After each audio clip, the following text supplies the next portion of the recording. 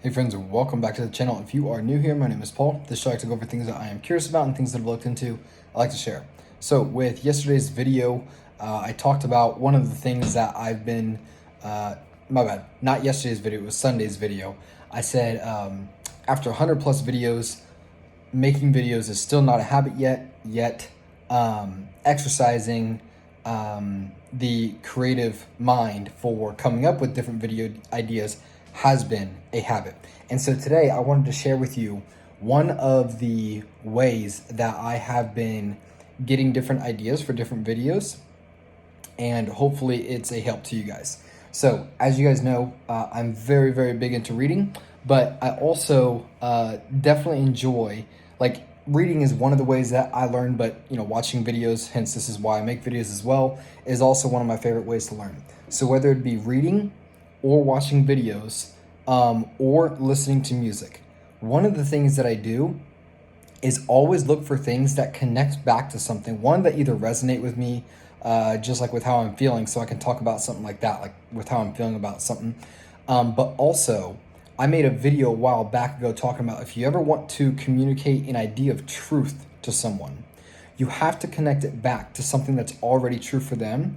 And so where I'm going with this is whether I read something in a book or whether I'm watching a video, if there is something that resonates with me or that makes me think about something that I already perceive to be true, I then put that down as an idea to talk about in a video. That way I can kind of expand on it, maybe get things a little bit more clear for myself, even as I think through the process of how that might relate to what I already know.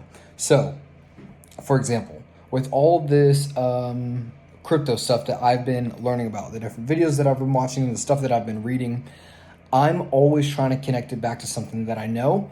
And then, like, let's say I'm watching a video, I have all my questions laid out from the video. I'm like, okay, great, this answered this, but what did it not answer?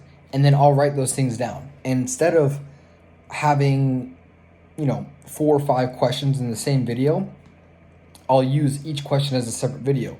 That's why one video may be 2 minutes. That's why another one may be 10.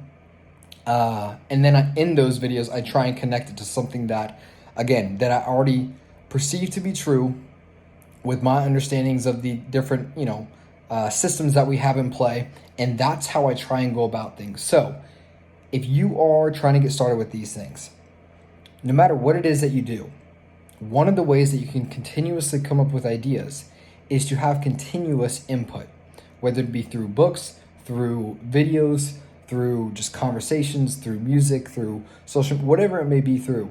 If you can have continuous input in a focused field, because that's the key too. You can't just have Netflix on all day and say that's your input. I mean, perhaps you could. I guess you could. But maybe it would be a little bit harder. But for the things that you're trying to focus on, if you can have continuous input in that field and then ask questions after everything that you have input on, and then see if you can answer any of them, if you can answer any of those questions, most likely it's going to be helpful to put it out in the world. If one person sees it, great. If 10 people, if 100 people, if 1,000 people, great. But if you had a question about something after watching a video, and then you can come up with the answer, record the video, play it out, whatever it would be, put it out there for others to see. And if you don't have the answer yet, I've even recorded a couple saying, hey, to this community, if you guys have the answer for this, please let me know. So you can even create interaction then with people on your channel or for people on your page if you don't have the answer, and that also kind of welcomes people as well. So either way, it produces an infinite amount of things to talk about. It produces an infinite amount of creativity. It doesn't matter how niched you are. It doesn't matter how focused within your segment of your discipline that you're going to be, or how broad. As long as you're continuously having input and you're constantly asking questions and trying to get answers or coming up with the answers, you can put out content galore and never run out of ideas. So that is one of the things that has worked for me. That is what I meant by 2 days ago when I said I've been exercising my creative mind. That has become a habit, because now I'm not just consuming stuff. I'm always relating stuff back and saying, how can I now communicate this with more people? or now how can I invite more people into my audience? That way I can talk with them. So I hope this video was helpful. If it was, let me know down in the comments below. Give it a thumbs up. And with that being said, I will see you guys on the next one.